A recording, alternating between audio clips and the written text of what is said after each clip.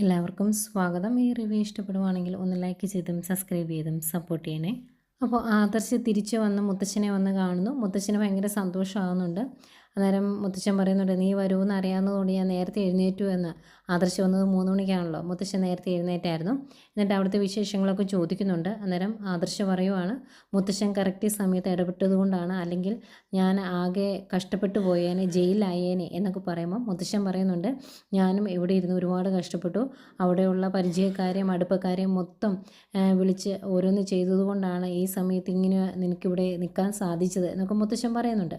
എന്നിട്ട് ചോദിക്കുന്നുണ്ട്, ജ്വല്ലറി നമ്മളെക്കാൾ മുകളിൽ പോയല്ലേ ഗൾഫിൽ, അതൊരു വലിയ തിരിച്ചടി ആയല്ലോ എന്നൊക്കെ പറയുമ്പം ആദർശ് പറയുന്നുണ്ട്, അവരുടെ കാര്യത്തിൽ എന്തൊക്കെയോ ദുരൂഹതകളുണ്ട്. അവർ ദുബായിലുള്ള കുറേ ജ്വല്ലറീസ് വാങ്ങിയിട്ടൊക്കെ ഉണ്ട്. നമ്മളെ മാത്രമാണ് അവർക്ക് വിലക്കെടുക്കാൻ സാധിക്കാത്തത്. ഇനിയിപ്പം എന്താ സംഭവിച്ചത് എന്നറിയണമെങ്കിൽ ഒരു ചെറിയ അന്വേഷണം നടത്തണം.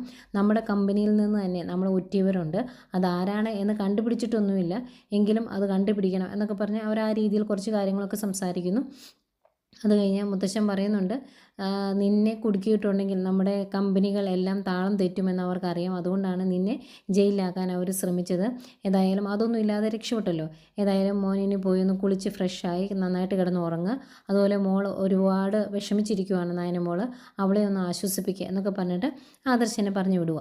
ഏതായാലും ആദർശ് അതെല്ലാം കഴിഞ്ഞ് റൂമിലേക്ക് വരുന്നേക്കും നയനയ്ക്ക് ഭയങ്കര സന്തോഷം. നയന ഓടി വന്ന് കെട്ടിപ്പിടിച്ച് ഒരു ഉമ്മയൊക്കെ കൊടുക്കുന്നുണ്ട്.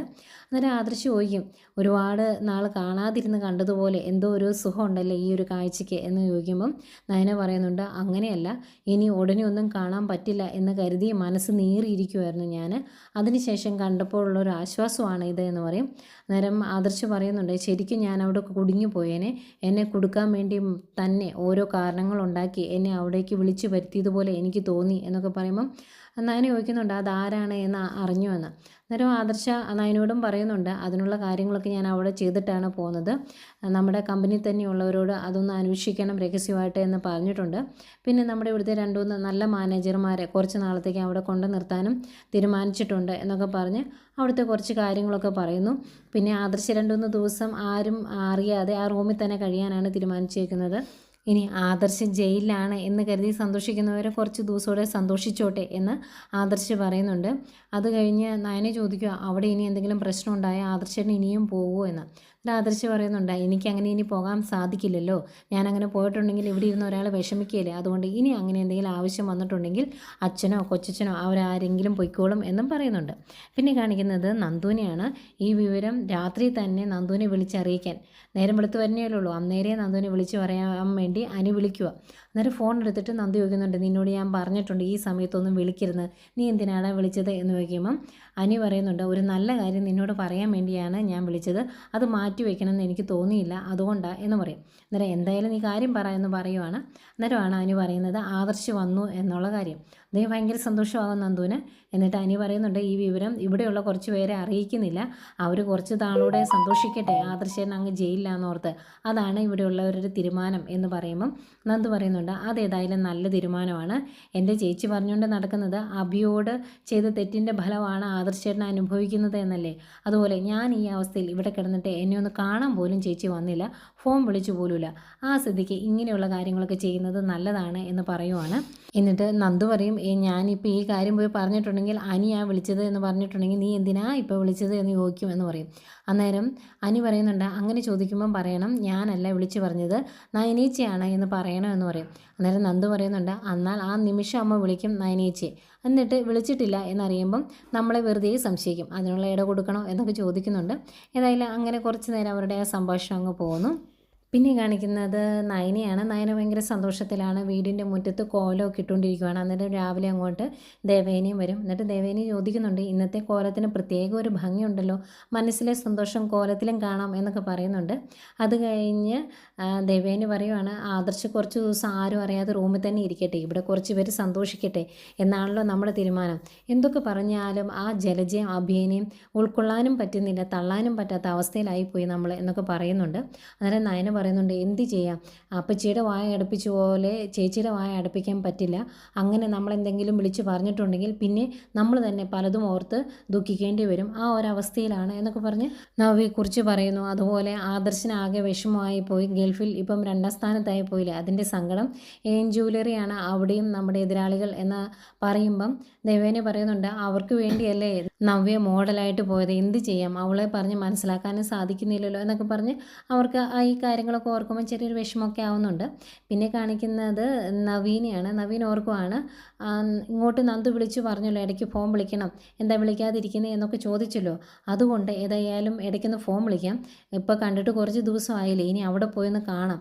ആ സമയത്ത് നന്ദുവിൻ്റെ വിവാഹത്തെക്കുറിച്ച് അവളുടെ അച്ഛനോ അമ്മയോ ആരെങ്കിലും പറയുവാണെങ്കിൽ ഒരു സൂചനയും കൊടുക്കാം എന്നൊക്കെ ഇങ്ങനെ മനസ്സിലോർത്തിട്ട് അങ്ങോട്ട് പോകാൻ തീരുമാനിക്കുന്നു. ഈ സമയം തന്നെ അനിയും അങ്ങനെ തന്നെ ചിന്തിക്കുക കേട്ടോ, ഇത്രയും ദിവസമായില്ലേ നന്ദുവിനെ കാണാതിരിക്കുന്നത്, ഇനിയും കാണാതിരിക്കേണ്ട കാര്യമൊന്നുമില്ല, അവളെൻ്റെ ശത്രു ഒന്നും അല്ലല്ലോ, എൻ്റെ ബന്ധുവാണ്, 2 ഏട്ടത്തിമാരുടെ അനിയത്തിയാണ്, കൂട്ടുകാരിയാണ്, പിന്നെ ഒന്ന് പോയി കണ്ടെന്ന് ഓർത്ത് തന്നെ കുഴപ്പം, അവർക്ക് ചിലപ്പോൾ ഇഷ്ടപ്പെടുകയില്ലായിരിക്കും, നന്ദുവിന് ടെൻഷനും ആകും ഞാൻ അങ്ങോട്ട് ചെല്ലുമ്പോൾ, എങ്കിലും കുഴപ്പമില്ല അങ്ങോട്ട് ഇടിച്ച് കയറി ചെല്ലുക തന്നെ, അല്ലാതെ നവീൻ ഇങ്ങനെ കയറി ഇറങ്ങി നടക്കുമ്പോൾ ഞാൻ അവിടെ ചെല്ലാതിരുന്നാൽ ശരിയാകുകയില്ല എന്നൊക്കെ അനിയൻ തീരുമാനിക്കുന്നു. അനിയൻ നന്ദുവിൻ്റെ അടുത്തോട്ട് പോകാൻ തീരുമാനിച്ച് അവിടുന്ന് ഇറങ്ങുക. ഏതായാലും രണ്ടുപേരും നന്ദുവിൻ്റെ വീട്ടിലേക്ക് പോകുന്നു. എന്നത്തെയും പോലെ തന്നെ നവീൻ അങ്ങോട്ട് തിരിയുന്ന വളവിൽ ഫ്രണ്ടിൽ കയറി പോവുകയാണ്. അനി അങ്ങോട്ട് വരുന്നതേക്കും ഇത് കാണുമ്പോൾ അനി, ഇവനെ കൊണ്ട് തോറ്റു, പ്രണയം തലയ്ക്ക് പിടിച്ച് നടക്കുവാണ്, ഇവൻ ഇവിടെ കയറി ഇറങ്ങി നടക്കാനേ സമയമുള്ളൂ, ഇവൻ കാരണം ഉള്ള മനസ്സമാധാനം പോയല്ലോ എന്നൊക്കെ അനി മനസ്സിലോർക്കുന്നുണ്ട്. അപ്പം നവീൻ അങ്ങോട്ട് പോകുന്ന കണ്ടുകൊണ്ട് നന്ദു പുറകെ അനി പിന്നെ പോകുന്നില്ല കേട്ടോ. ഏതായാലും നവീൻ അങ്ങോട്ടേക്ക് എത്തുന്നു. നവീനെ കാണുമ്പോൾ ഭയങ്കര സന്തോഷമാണ് ഗോവിന്ദനും കനകയ്ക്കും. അവർ സ്വീകരിച്ചിരുത്തുന്നു, സംസാരിക്കുന്നു, ഓരോ വിഷയങ്ങളൊക്കെ ചോദിക്കുന്നു. അന്നേരം നന്ദുവിൻ്റെ കാര്യവും ചോദിക്കുന്നുണ്ട്. അന്ന് രാത്രി അനി വന്നില്ലേ, അത് കള്ളനാണ് എന്നാണല്ലോ അവർ വിചാരിച്ചേക്കുന്നത്, അതുകൊണ്ട് ഏതാ കള്ളൻ എന്ന് അറിഞ്ഞോ, ഇനിയിപ്പം അതൊരു കേസാക്കിയൊക്കെ മേലായിരുന്നു എന്നൊക്കെ ചോദിക്കുമ്പം അങ്ങനെ കേസൊന്നും കൊടുത്തിട്ടില്ല എന്നൊക്കെ പറഞ്ഞ് ആ രീതിയിൽ സംസാരിക്കുന്നു. അത് കഴിഞ്ഞ് നന്ദുവിൻ്റെ വിവാഹക്കാര്യത്തെപ്പറ്റി സംസാരിക്കുക. അന്നേരം കനക പറയുന്നുണ്ട്, അവളുടെ സ്വഭാവത്തിന് ചേരുന്ന ഒരാളെ കിട്ടണ്ടേ, അതിനുവേണ്ടി ഞങ്ങൾ കാത്തിരിക്കുവാണ്, അല്ലെങ്കിൽ അവൾ വിവാഹം കഴിഞ്ഞ് കഴിഞ്ഞാൽ അടിച്ചു പിരിയും, അതുപോലത്തെ സ്വഭാവം, അവളെ ഉൾക്കൊള്ളാൻ എല്ലാവർക്കും സാധിക്കില്ല എന്നൊക്കെ പറഞ്ഞിങ്ങനെ പറയുന്നു. അത് കഴിഞ്ഞ് നവീൻ്റെ വിവാഹത്തെപ്പറ്റി ചോദിക്കുമ്പം അതിനുള്ള ഒരുക്കങ്ങളൊക്കെ നടത്തുന്നുണ്ട്. അവിടെ മുത്തശ്ശനും അമ്മയും ഒക്കെ കൂടി ഓരോരുത്തരെ ഓരോ ദിവസം കൊണ്ട് കാണിക്കും, ഫോട്ടോയും ഒക്കെ കാണിക്കും. പക്ഷെ അവരെ ആരെയും എനിക്ക് അങ്ങ് ഇഷ്ടപ്പെടുന്നില്ല, എനിക്ക് നന്ദുവിനെ പോലെ ഇത്തിരി ബോൾഡായിട്ടുള്ള പെൺകുട്ടികളെയാണ് ഇഷ്ടം, പക്ഷേ അമ്മയ്ക്ക് അത്രയും ഒരു രീതിയിലുള്ള പെൺകുട്ടികളെ ഇഷ്ടമല്ല എന്നിങ്ങനെ പറയുക. അന്നേരം ഗോവിന്ദൻ പറയുന്നുണ്ട്, വീട്ടുകാരുടെ ഇഷ്ടം കൂടി നോക്കണം, അല്ലെങ്കിൽ വീട്ടിൽ സമാധാനം കാണിയേല, അവർക്കൂടെ ഇഷ്ടപ്പെടുന്ന, അവർക്കൂടെ ഉൾക്കൊള്ളാൻ പറ്റുന്ന ഒരു പെൺകുട്ടി വിവാഹം കഴിക്കുന്നതാണ് നല്ലത് എന്നൊക്കെ കനകയും ഗോവിന്ദനോട് പറയുന്നുണ്ട്. പിന്നെ നവീനെ ചെറുതായിട്ടൊന്ന് പൊക്കുന്നുണ്ട്, നല്ല പേര് കേട്ട വക്കീലല്ലേ, അപ്പം നല്ലൊരു പെൺകുട്ടി കിട്ടാതിരിക്കില്ല, ഏതായാലും ആനന്ദപുരിയിലെ കേസ് ജയിച്ചേ പിന്നെ ഇപ്പം നല്ല പേരായില്ലേ എന്നൊക്കെ ചോദിക്കുമ്പോൾ നവീൻ പറയാം, പേരെനിക്ക് നേരത്തെ ഉണ്ട്, കാരണം അറിയപ്പെടുന്ന ഒരു വക്കീലിലായിരുന്നല്ലോ മുത്തശ്ശൻ്റെ കൊച്ചുമോനല്ലേ ഞാൻ, പിന്നെ അനിയുടെ ആ കേസ് ജയിച്ചതോടുകൂടി ധാരാളം കേസുകൾ കിട്ടുന്നുണ്ട്, അത്രയേ ഉള്ളൂ എന്നൊക്കെ പറയുന്നുണ്ട്. ഏതായാലും അത് കഴിഞ്ഞ് നന്ദുവിനെ കണ്ടിട്ട് വരാമെന്ന് പറഞ്ഞ് അങ്ങോട്ട് പോകുന്നു. പോയി കഴിയുമ്പോഴേക്കും ഗോവിന്ദൻ പറയുക, വക്കീലാണെന്നുള്ളതിൻ്റെ ഒരു തലക്കനും ആ കൊച്ചിന് ഇല്ലല്ലോ എന്ന്. അന്നേരം നരസിംഹ സാറിൻ്റെ കൊച്ചുമോനല്ലേ, അതിൻ്റെ ഒരു മേൽമ അവനുണ്ടാകും എന്ന് കനകയും പറയുന്നുണ്ട്. ഏതായാലും അവരവിടെ അങ്ങനെ പറഞ്ഞുകൊണ്ടിരിക്കുന്നു. നവീൻ നേരെ നന്ദുവിൻ്റെ അടുത്തോട്ട് ചെല്ലുന്നു. എന്നിട്ട് നന്ദുവിൻ്റെ വിശേഷങ്ങളൊക്കെ ചോദിക്കുന്നുണ്ട്. അതുപോലെ രാത്രിയിൽ വന്ന കള്ളനെ പറ്റിയൊക്കെ ചോദിക്കുന്നു. അത് കേസാക്കി രജിസ്റ്റർ ചെയ്യാൻ മേലായിരുന്നു എന്ന് വയ്ക്കുമ്പം അതിൻ്റെ ആവശ്യമില്ല, ഞാനിവിടുന്ന് എഴുന്നേറ്റതിന് ശേഷം അത് ഞാൻ കണ്ടുപിടിച്ചോളാം എന്നും പറയുന്നുണ്ട്. അത് കഴിഞ്ഞ് അച്ഛനും അമ്മയും വിവാഹത്തെക്കുറിച്ച് പറഞ്ഞു എന്നുള്ള രീതിയിൽ പറയുവാണ് നവീൻ. അന്നേരം നന്ദു പറയുന്നുണ്ട്, അങ്ങനെ അവർ പറയുന്ന ഒരു വിവാഹത്തിന് ഞാൻ തലവെച്ച് കൊടുക്കില്ല, എന്നെ അറിയുന്ന, എന്നെ ഇഷ്ടപ്പെടുന്ന, എന്നെ മനസ്സിലാക്കുന്ന ഒരാളെ എനിക്ക് 100% ബോധ്യപ്പെടണം, എങ്കിലേ ഞാൻ വിവാഹം കഴിക്കുകയുള്ളൂ, അങ്ങനെ ഒരു വിവാഹത്തിന് ഇനി ഞാൻ തലവെച്ച് കൊടുക്കുകയുള്ളൂ എന്നൊക്കെ പറയുമ്പം അങ്ങനെയുള്ള ആളെ വിവാഹം കഴിക്കുകയുള്ളൂ എന്ന് പറയുമ്പം ഒരു പരിചയക്കാരനാണെങ്കിൽ വലിയ പ്രശ്നമില്ലാലേ എന്നിങ്ങനെ പറയുമ്പം ഇത്തിരി സംശയത്തോടെ നവീനെ നോക്കുന്ന നന്ദുവിനെ കാണിച്ചുകൊണ്ടാണ് ഇന്നത്തെ എപ്പിസോഡ് അവസാനിക്കുന്നത്.